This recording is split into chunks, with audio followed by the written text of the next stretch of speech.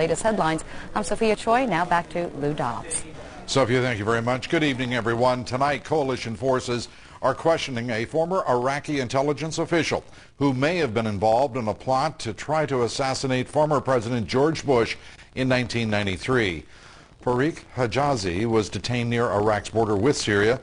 Hijazi may also have been Osama bin Laden's contact with Saddam Hussein's regime. National Security Correspondent David Enzer with a report. Farouk Hijazi was Iraq's ambassador to Turkey and then to Tunisia, but before that he was number 3 in Iraqi intelligence, chief of espionage operations for Saddam Hussein. He is significant. We think he could be interesting.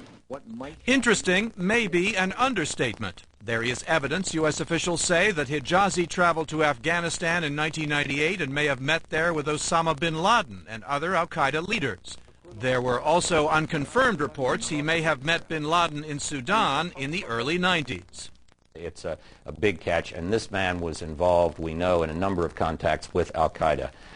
So this would be a very, very interesting development. The biggest catch so far, I would say, of any of the people that we've gotten.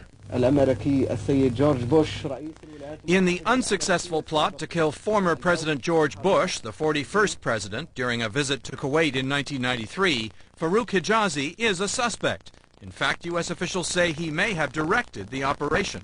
Hijazi will also know, officials say, whether the Iraqi embassies in Ankara and Tunis, where he served, were used by Iraqi intelligence as basis for operations to, for example, obtain items needed to construct weapons of mass destruction.